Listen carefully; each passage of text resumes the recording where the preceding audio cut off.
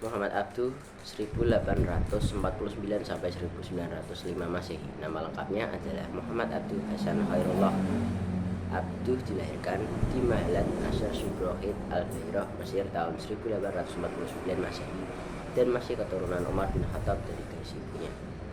Abduh belajar agama ke Syekh Ahmad pada tahun 1862, kemudian melanjutkan ke Universitas Al-Azhar Kairo pada tahun 1866.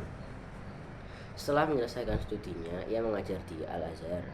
Puncak karirnya, Abduh menjadi mufti pertama di Mesir pada tanggal 3 Juni 1899. Muhammad Abduh meninggal pada tanggal 11 Juni 1905. Sedangkan itu pokok pikiran Muhammad Abduh adalah sebagai berikut. A. Dalam bidang pendidikan, yaitu menawarkan agar dilakukan lintas disiplin ilmu, yakni antara kurikulum madrasah dan sekolah. Tujuannya untuk menghilangkan dikotomi antar ulama dan ilmuwan modern, mengembangkan kelembagaan pendidikan, yaitu mendirikan sekolah menengah pemerintahan dalam berbagai bidang, misalnya administrasi, militer, kesehatan, perindustrian, dan sebagainya. Kemudian, Abduh melakukan pengembangan kurikulum sekolah dasar, sekolah menengah, sekolah kejuruan, dan juga universitas di Al-Azhar. Selain itu, ia juga melakukan pembaruan dalam pendidikan Islam, yaitu melakukan mata pelajaran matematika, geometri, algebra, geografi, sejarah, dan seni khat dalam pendidikan non-formal, mewujudkan farmasi khusus untuk pelajar Universitas Al-Azhar, dan menyediakan dana khusus untuk gaji guru yang diambil dari perbendaharaan negara dan juga berasal dari wakaf negara yang dimasukkan mata kuliah filsafat, logika, dan ilmu pengetahuan modern ke dalam kurikulum Universitas Al-Azhar. B. Pintu ijtihad masih terbuka lebar bagi umat Islam. Ijtihad merupakan dasar penting dalam menafsirkan kembali ajaran Islam. C. Islam adalah ajaran rasional yang sejalan dengan akal. Dengan akal, maka ilmu pengetahuan menjadi maju. D. Kekuasaan negara harus dibatasi oleh konstitusi yang dibuat oleh negara yang bersangkutan. Di antara kitab yang ditulis Muhammad Abduh adalah 1. Tafsir Al-Manar. Penulisan kitab diselesaikan oleh muridnya, yaitu Rashid Ridho. Nomor 2. Risalah Tauhid. Yang ketiga, Syah Nahjil Balaghah. 4. Islahu Al-Mahakim Al-Syariyah. 5. Al-Islam Al-Rad Al-Muntaqidi. Rashid Ridho adalah tokoh modern di tahun 1865 sampai 1935 Masehi. Nama lengkapnya adalah Muhammad Rashid bin Ali Ridho bin Samsuddin bin Bahauddin Al-Qalmuni Al-Husaini. Nama populernya adalah Rashid Ridho. Ia dilahirkan di Kalamun yang tidak jauh dari kota Tripoli, Lebanon, pada tanggal 23 September 1865 Masehi. Ridho termasuk anak yang rajin. Pada saat itu, anak-anak seusianya asyik main. Namun, Rashid Ridho justru menghabiskan waktunya untuk membaca buku. Setelah menyelesaikan pendidikan di Kalamun, ia melanjutkan belajarnya di Madrasah Al-Wataniyah Al-Islamiyah, sekolah nasional Islam di Tripoli. Latar belakang pemikiran Ridho adalah tuntutan zaman yang menuntut adanya perubahan. Pada masa itu, kondisi umat Islam berada pada posisi yang sangat buruk. Kemunduran di berbagai bidang. Dalam pemikirannya, Ridho terpengaruh dengan pemirikan dari Jamaluddin Al-Afghani dan Muhammad Abduh. Setelah Jamaluddin Al-Afghani wafat, Ridho ingin sekali bertemu Muhammad Abduh untuk belajar langsung dan mengetahui pandangannya tentang reformasi Islam. Kemudian pada tahun 1897, Ridho bertemu dengan Muhammad Abduh. Atas persetujuan Abduh, Ridho menerbitkan majalah Al-Manar. Tujuan penerbitan tersebut adalah untuk menjadi corong bagi gerakan pembaruan Islam dalam memajukan umat Islam dan membebaskan dari belenggu penjajah. Adapun pokok-pokok pemikiran Rashid Ridho adalah sebagai berikut. A. Kemunduran umat Islam dalam berbagai aspek kehidupan adalah karena umat Islam yang berpaling dari ajaran-ajaran Islam. Karenanya umat Islam dalam mengajar ketertinggalan dari bangsa Eropa dengan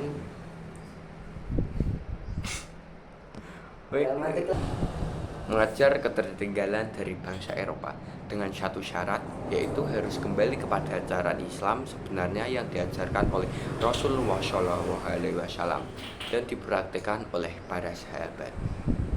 Penyebab lain kemunduran umat Islam adalah merebaknya paham fatalisme di dunia Islam. Padahal ajaran agama Islam sejatinya mendorong umatnya bersifat dinamis.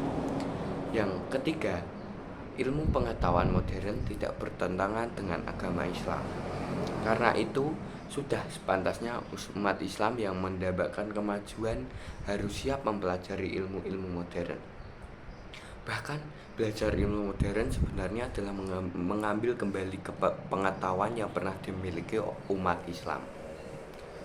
Yang keempat adalah hukum-hukum fikih yang berkenaan dengan kemasyarakatan tidak boleh dianggap absolut. Hukum-hukum itu ditetapkan sesuai dengan tempat dan zaman. Karena berkembangnya zaman, hukum-hukum itu disesuaikan dengan zaman tersebut. Karenanya Ridho menganjurkan untuk berijtihad. Menurutnya, ijtihad sebagai modal awal demi keberlangsungan syariat Islam yang memenuhi seluruh kebutuhan pembaruan. Yang kelima adalah apabila umat Islam ingin maju, maka umat Islam harus terlebih dahulu mewujudkan persatuan dan kesatuan. Di antara kitab yang ditulis Rashid Ridho adalah 1. Tarikh Al-Ustad Al-Imam Al-Syekh Muhammad Abduh. Biografi Imam Muhammad Abduh. Jadi isi dari kitab Tarikh Al-Ustad Al-Imam Al-Syekh adalah isi dari biografi Imam Muhammad Abduh. Yang kedua, Nida'il Jin Al-Latif, yaitu isinya panggilan terhadap kaum wanita. Yang ketiga, Al-Wahyu Muhammad, atau isinya yaitu Wahyu Nabi Muhammad. Yang keempat, Yusr Al-Islam wa Usul Al-Tasyari Awam, yaitu isinya kemudahan Islam dan prinsip-prinsip umum dalam syariat agama Islam. Yang kelima adalah Hukuk Al-Mar'ah Al-Sholihah, hak-hak dari wanita muslim. Jamaluddin Al-Afghani tahun 1838 sampai 1897 Masehi. Jamaluddin Al-Afghani lahir di Kabul, Afghanistan pada tahun 1838 Masehi dan meninggal dunia di Istanbul pada tahun 1897 Masehi. Jamaluddin adalah pemimpin pembaruan Islam yang tempat tinggal dan aktivitasnya berpindah-pindah dari satu negara ke negara yang lain. Pengaruh pemikiran dan pembaruannya yang paling besar dan nyata ialah di Mesir. Oleh karena itu, meskipun masa kecilnya dihabiskan di Afghanistan, perjuangannya lebih banyak di Mesir, Hijaz, Yaman, Rusia, Turki, Inggris, India, dan Prancis. Jamaluddin merupakan seorang yang cerdas. Pada usia yang masih muda, yakni 18 tahun, ia sudah menguasai berbagai disiplin keilmuan seperti ilmu agama, filsafat, hukum dan sejarah, metafisika, kedokteran, sains, astronomi, dan astrologi. Dalam karirnya, Jamaluddin pernah menjabat sebagai Perdana Menteri di Afghanistan. Tetapi saat itu Inggris mencampuri masalah politik dalam negeri. Jamaluddin meninggalkan Kabul dan pergi ke India. Di India ternyata juga sudah diintervensi oleh Inggris, sehingga ia berpindah ke Mesir pada tahun 1871 Masehi. Adapun pokok-pokok pemikiran Jamaluddin Al-Afghani adalah: yang pertama, penyebab kemunduran Islam disebabkan beberapa hal, yaitu akhlak yang buruk dan acuh terhadap ilmu pengetahuan, kelemahan umat Islam dalam segala sektor, dan kurangnya usaha dalam mencerdaskan umat, baik untuk menekuni dasar-dasar ilmu agama maupun upaya transformasi ilmu pengetahuan. Penyebab yang lain adalah adanya interpretasi tentang makna qada dan qadar yang salah sehingga memalingkan dari usaha dan juga kerja keras, kekeliruan dalam memahami hadis Nabi Muhammad SAW bahwa umat Islam akan mengalami kemunduran pada akhir zaman. Kesalahan ini menyebabkan umat Islam tidak mau berusaha untuk memperbaiki nasib lemahnya ukhuwah Islam. Ya, kemudian yang kedua, B. Menggagas ide pan-islamisme, yaitu paham yang bertujuan mempersatukan seluruh umat Islam di dunia. Hal yang melatar belakangi pemikiran tersebut adalah dominasi kolonial Belanda di dunia Islam pada masa itu. Yang ketiga, C. Antara laki-laki dan perempuan memiliki kedudukan yang sama. Kedudukan yang sama tersebut yaitu keduanya memiliki akal untuk berpikir. Ide pembaharuannya tentang kesetaraan gender ini pun berdampak pada emansipasi wanita. Yang keempat, D. Berusaha mengubah sistem pemerintahan autokrasi menjadi demokrasi. Di antara kitab yang ditulis Jamaluddin Al-Afghani adalah 1. Ar-Raddu Alat Dahriyin tentang jawaban kepada kaum ateis. 2. Al-Qada wa Al-Qadar tentang qada dan qadar. 3. Risalah Rodi Nahuriyah tentang jawaban atas pertanyaan yang diajukan oleh Muhammad Wasil, guru madrasah Mu'izzah. Yang keempat, Falsafah Syahadat Hadrat Sayyid Al-Syuhda tentang filsafat. 5. Mubahasat Al-Arnas Renan dari Tawafuk Islam tentang kumpulan percakapan antara Jamaluddin Al-Afghani dengan Renan tentang Islam. Dan yang terakhir adalah Muhammad Iqbal. Muhammad Iqbal tokoh modern 1877 sampai dengan 1938 Masehi. Muhammad Iqbal lahir di kota Sialkot di Punjab pada tanggal 9 November 1877 Masehi. Iqbal berasal dari keluarga kelas menengah yang sederhana. Pendidikan agama didapatkan dari orang tuanya yang juga tokoh Sufi di India. Setelah itu, ia belajar di Maktab Surau.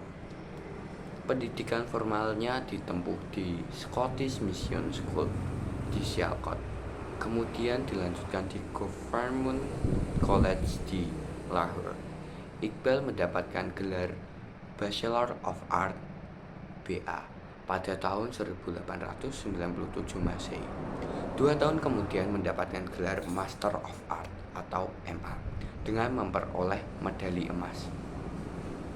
Setelah itu, Iqbal belajar di Universitas Cambridge, London dan Philosophy of Doctor dari Universitas Munich, Jerman. Puncak karirnya, Iqbal terpilih menjadi Presiden Liga Muslim pada tahun 1930 Masehi. Liga Muslim ini memiliki peran yang strategis dalam pergerakan kemerdekaan India. Selain itu, ia menjadi kunci utama dalam pendirian negara Pakistan. Sebagai sebuah negara Islam yang terpisah dari negara India, meskipun tidak sempat menyaksikan langsung berdirinya negara Pakistan, tetapi karena jasanya Iqbal tetap dikenang menjadi pahlawan nasional di negara Pakistan. Namanya diabadikan menjadi nama Bandar Udara Internasional Muhammad Iqbal di Lahore, Pakistan. Sedangkan pokok-pokok pikirannya adalah sebagai berikut. Yang pertama adalah bercita-cita membangun sebuah peradaban baru yang anggun, yaitu perpaduan antara peradaban barat dan timur. Keduanya dipadukan dengan antara penalaran, hierarki, dan cinta. Menurutnya, apabila cinta dan penalaran berpadu, niscaya akan tercipta sebuah dunia baru. kekurangan barat diisi timur dan kekurangan timur diisi oleh barat.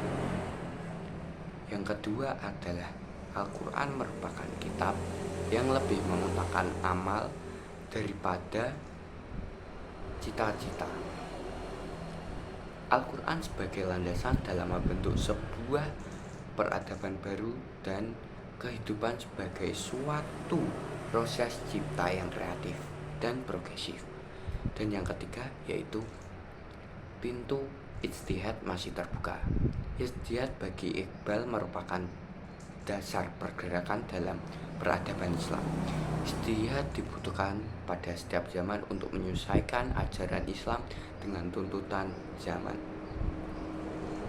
Dan yang keempat adalah mencita-citakan kebangkitan kembali umat Islam dari tidur panjangnya, dan berharap agar umat Islam dapat menerima kehidupan yang dinamis. Karakter berpikir dinamis menurutnya adalah menganut pola pikir yang kompleks, yaitu pola pikir yang kritis dan kreatif.